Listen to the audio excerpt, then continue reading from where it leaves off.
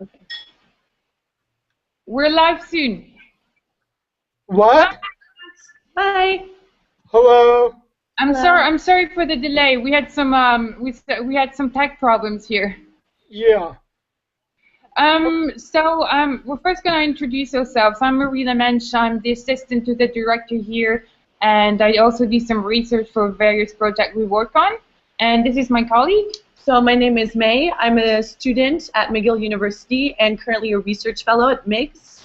And I've been doing specific research on ISIS and their use of media so far. So Max, why don't you tell us a little bit about yourself, how you got into the subject of ISIS specifically and terrorism in general? Well, that's a very good question. I guess I'm a post 9/11 baby. I was doing a master's degree at Oxford University, the MPhil in International Relations, starting in 2000. And it's a 2-year program with a very long summer that continues through the month of September. And in the first year, I proposed doing my thesis on something relating to terrorism. And they told me that actually terrorism is not a suitable topic within the study of international relations, that international relations is really about great power conflicts between states. This was the era of realism. I mean, there was some focus on non-state actors, but it was mostly about globalization, international political economy. When people thought about security, they didn't think about non-state actors, and they told me that I would have a difficult time at Oxford finding a suitable advisor. And then I went home to the New York region, to Connecticut, over the summer, and the World Trade Center towers were taken down, and I was just absolutely mesmerized. I went back to Oxford just a few weeks later, and they told me there was no better place for the study of terrorism than Oxford University. So then I don't know, I could go on. I went into the think tank world in Washington, D.C. immediately after that. The Iraq War went south, and I became disenchanted with the predictions of basically the policy community. Then I decided to get my PhD at UCLA because David Rappaport was there. He's the longtime editor of Terrorism and Political Violence and a leading historian on terrorism. And so I've been working on terrorism for a very long time. And obviously I'm very interested in Islamic State because that's the baddest terrorist group in town. Yeah. So the thing is, though, is unlike many people who talk about Islamic State, I have a background in all sorts of different kinds of terrorist groups. All of my studies on terrorism are large N, and what that means is there are a large number of observations, generally a large number of groups, attacks throughout the world over decades. And I think that this kind of background provides important and unique insight into making predictions about Islamic State, because if you focus only on this group, you're going to miss a lot of things. And I think that becomes evident just in listening to all these pundits talk about Islamic State without any context. Right. Okay, well, we'll ask you a set of questions. Do you want to start? Yeah. So I'll start just with a brief introduction about where ISIS has been so far with social media and whatnot. So we've seen that since last summer, there's been a lot of talk about how ISIS is conquering the web with its propaganda and recruitment strategy. So it's created apps for Android phones. Its supporters hold over 46,000 Twitter accounts. And so far, estimates say that there are about 3,000 Western fighters that have gone to Syria. So all in all, it appears like they have been successful in their attempt to both make progress on the ground and on what we can now call the why the Islamic State actually stinks at social media. You state that, in fact, ISIS had made their biggest gains before it launched its full-fledged media propaganda. So indeed, you mentioned that before they became so mediatized, they were able to make progress more or less unnoticed, and their online campaign has so far been kind of mostly counterproductive. So therefore, my first question is, do you completely revoke the idea that ISIS has launched a solid cyber war? No, I think that we need to handle this question of ISIS's reputed social media prowess with some nuance. There is a widespread perception that Islamic State is absolutely masterful at social media, and that Western governments in particular really are just sitting ducks because Islamic State can communicate with our citizens and recruit them in unprecedented numbers. And I mean, there is some basis for this. I don't know of another terrorist group as savvy with social media as Islamic State. And I don't believe that it's completely incidental that jihadis from so many different countries are making the trek to join up with Islamic State. And indeed, we know even on a more sort of micro level that many of these Westerners, probably most, who are being recruited to Islamic State are being lured in through their online game in some fashion or another. So I do not debate this fact that, in a sense, Islamic State has been successful with recruitment by using its online presence, particularly the social media, to reach out to a slice of the world, particularly the Muslim world, that's already radicalized and is looking to do something else with their lives. So there's no question about that. However, the argument that we're hearing is actually a lot stronger than that. It's that Islamic State's membership size is growing. And the growth of this membership size is inevitable because of their talents in social media. And so therefore, if governments stand any chance at all to combat Islamic State, we need to sort of replicate their social media strategies while simultaneously shutting down Twitter accounts, wherever they might be, from ISIS sympathizers. What I think that that argument overlooks is that ISIS's social media has cross-cutting effects. Yes, it's true that it is able to lure, a certain slice of the radicalized Muslim, international population, if you will, but it actually comes at a cost, and a huge cost, I would say, that may actually be heavier in the long term than the benefits for the group. Again, I just want to be clear, I'm talking about, let's say, the dependent variable, to be an academic, is the membership size of the group. And the independent variable, are all the different avenues for social media. I'm not persuaded that there's an overall, in the aggregate, uptick in the overall membership size of the group because of the social media strategy. Because what we need to do to get at this very important question is look not only at the small slice that's being attracted to Islamic State, but also take into account the huge numbers of people who, when they see beheadings by Jihadi John, are not attracted to the group, but repulsed by it. And I would encourage all of your viewers to do a sort of a thought experiment, or even to operationalize this thought experiment by presenting these videos, Jihadi John videos, which are supposedly so irresistible in terms of building up the membership size of the group. Show them to your friends and see whether the typical response is to be attracted to the group or repulsed by it. I have a lot of crazy friends, and I can tell you that with authority that none of them find this strategy to be attractive.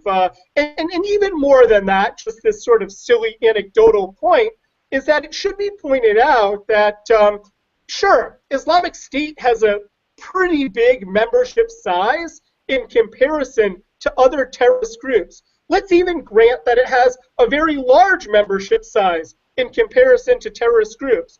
Well, if violence and the social media that propagates it is so effective in terms of building up the membership size of the group, what we should observe is that Islamic State has a larger membership size than nonviolent groups that do not use social media. The question is that the case? It's completely not the case. For a nonviolent group, Islamic State's membership is tiny, right? Furthermore, the enemies against Islamic State, the anti-ISIS military coalition, if you will, is growing and growing. So you have not just large number, the vast majority of people being repulsed throughout the world by this group, but actually backing it up by joining this military coalition, which is now quite large. And when you look, even in a more micro sense, at why this anti-ISIS military coalition is growing, it's not just a coincidence. It's actually being driven by Islamic State's violence and how it propagates it all over the world. The United States, for instance, did not participate, not lead the anti-ISIS military coalition until Islamic State basically started using social media against Americans by threatening to chop off the head of our journalist James Foley, right? And then when they did that, we began to respond. We took a leadership role in expanding the military campaign from Iraq into Syria.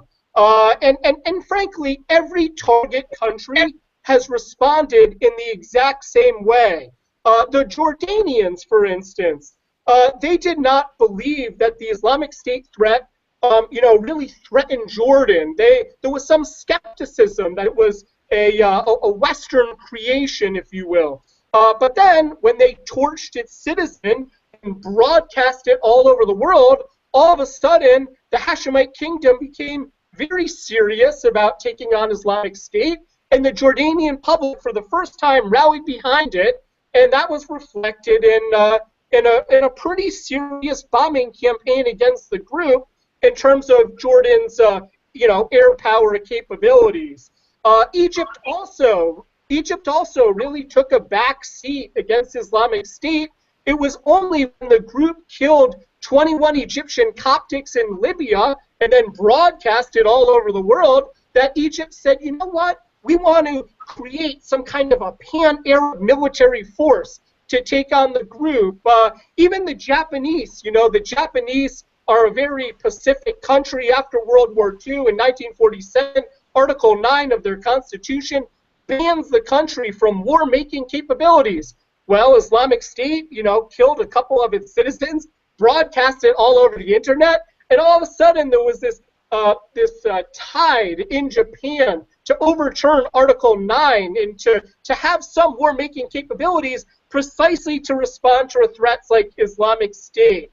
And so I think that, those who focus only on the very narrow slice attracted to Islamic State are really missing a very big part of the picture. I'll give you an analogy of what it's like. Imagine there's a small guy who walks up to a large bartender, right, and punches him in the face, and then brags about it to all of his friends. If the observer stops right there at that point, he might think, you know what, this little guy got a lot of utility out of the violence and out of bragging about it because he looks like the man. But guess what's going to happen? The bouncer is going to crush this guy. And I'm afraid that the social media alarmists, if you will, that's what I call them, have left after, right after the initial punch, but before the Islamic State crushes the guy. And I think that we need to wait around in order to really understand the cross-cutting effects of this social media campaign, which is not categorically good for the Islamic State, but carries very real risks, especially in the area of support. So,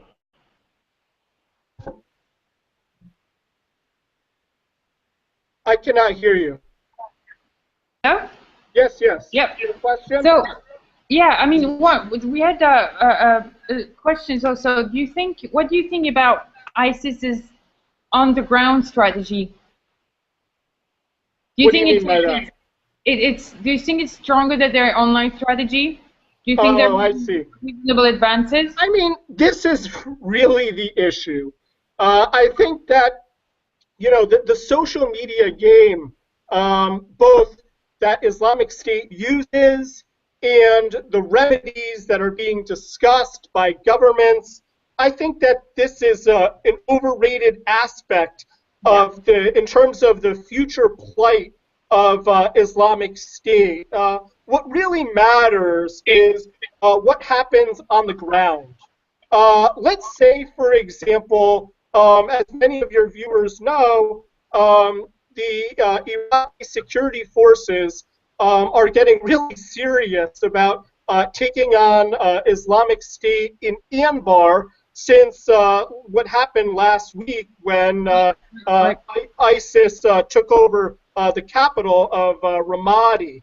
Well, the Iraqis are now responding, and they're responding in heavy force with the support of the Shia militia.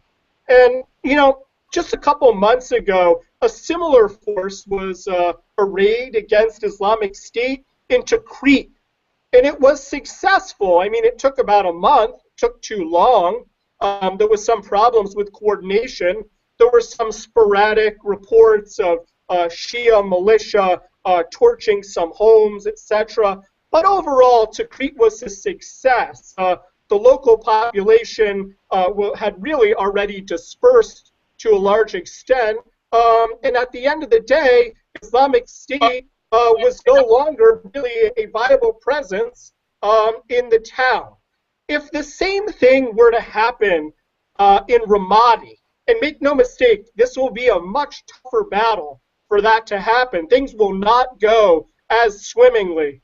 But if at the end of the day, the Shia militia are able to take out, a large number of IS members, and the Sunni tribesmen do not resent the Shia militia for encroaching on their territory, and the Shia militia do not misbehave by using violence indiscriminately and trying to, advance their sectarian interests. If basically there is a general sort of unity against Islamic State, and somehow that group is flushed out of Ramadi and Anbar more broadly, I think that that'll put a real dent into Islamic State's recruitment. And they can, maintain the exact same social media strategy. But what's going to be predictive of the number of recruits will be how the group fares on the battlefield. And that's really why it's so essential for us to use military force effectively against this group, because ultimately that will determine the membership size more than its, Twitter campaign. So what do you think, for example, of the different kind of initiatives that the U.S. government, but also the French government have taken to kind of try and, counter these like social media strategy? The U.S. government had its own strategy. The French government had a video online as well trying to counter ISIS. So those are the government strategies. We've also seen more grassroots strategies from former extremists. Or here in Canada, we have Christiane Boudreau, whose son went to Syria and died over there trying to, and she's been kind of raising awareness about the dangers of recruitment and online recruitment. What do you think about those the strategies? Sure.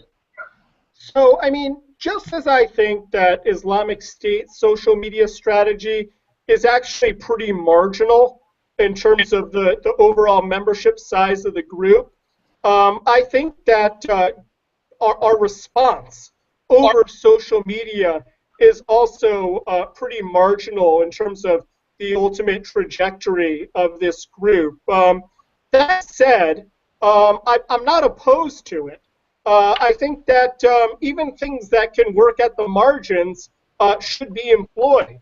You know, counterterrorism is a multifaceted game. It's multi-layered. We need to try to resist this group with every means available to us. Yes, on the battlefield.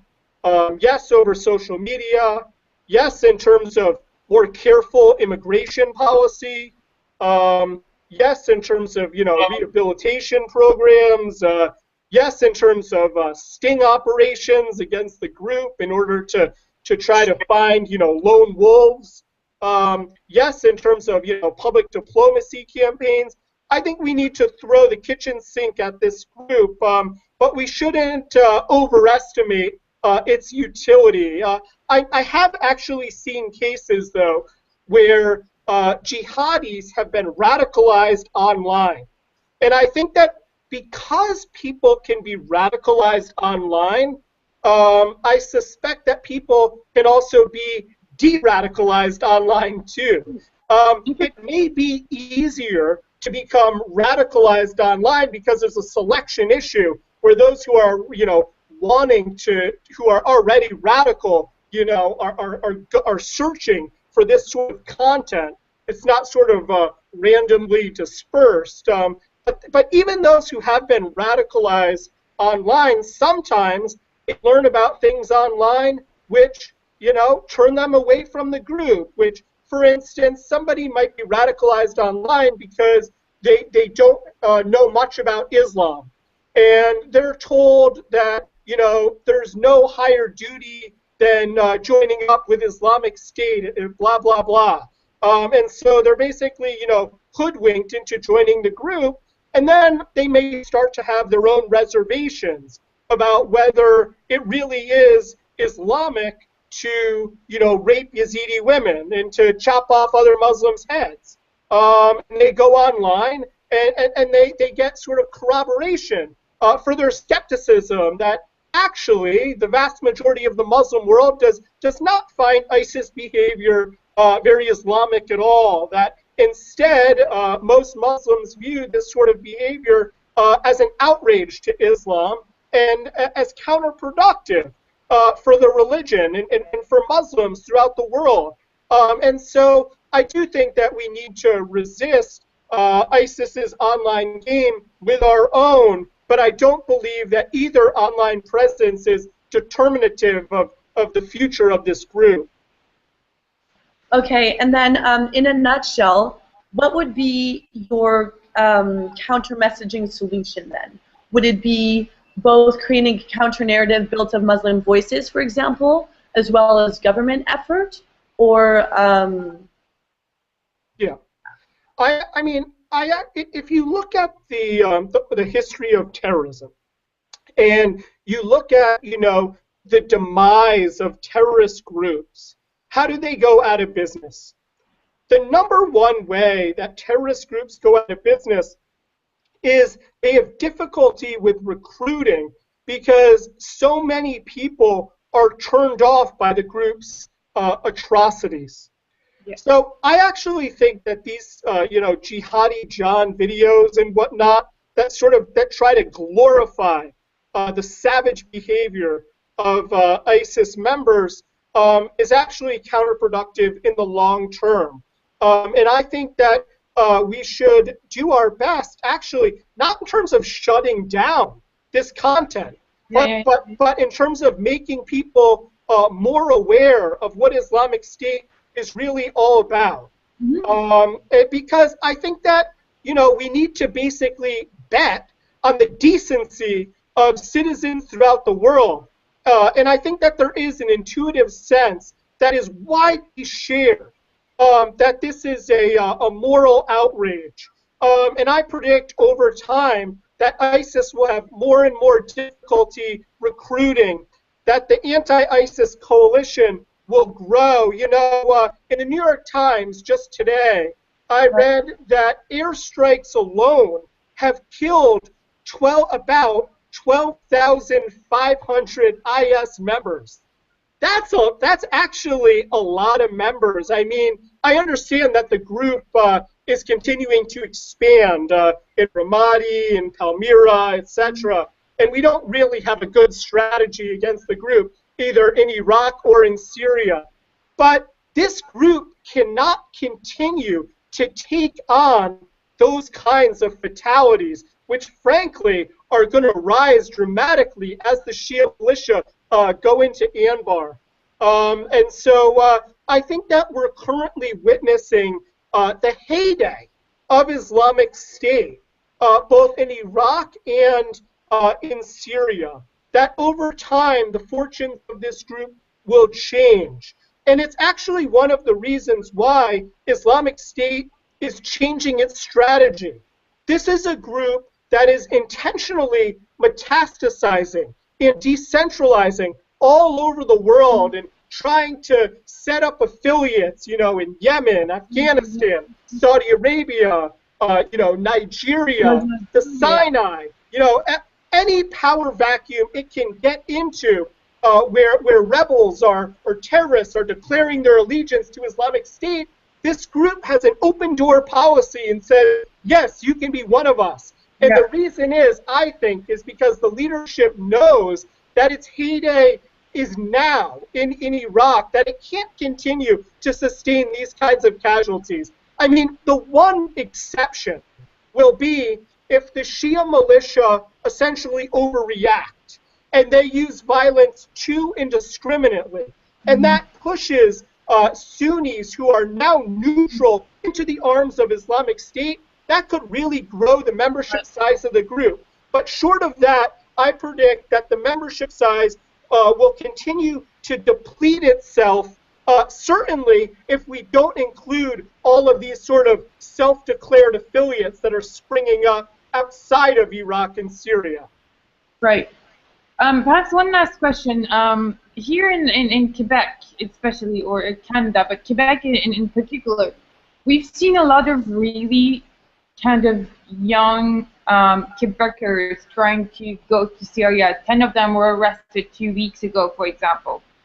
They all went to the same school. Do you think as groups like us here at think tanks or teachers should talk to their students about this problem? Do you think we should raise awareness about these issues in schools, considering we're seeing quite young people leaving to go to Syria and join ISIS, or to go to Iraq? And I've seen it in France as well, quite young kids really, or Australia even. Yeah. I mean, again, I favor the kitchen sink approach in terms of counterterrorism strategy. Not just, you know, one you know, solution, but anything that possibly could work. And the reason why I favor a multi-pronged counterterrorism effort is because there's no single reason why people join up with a group like Islamic State. Some people are attracted to the ideology.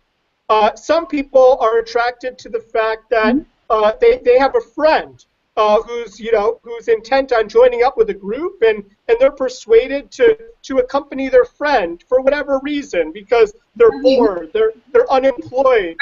Backgrounds. We've seen people with very different backgrounds. Women. But I think that it's important what you pointed out, that some schools are producing more jihadis than others, and I really think that has less to do with ideology than it has to do with the fact that terrorism is generally social behavior.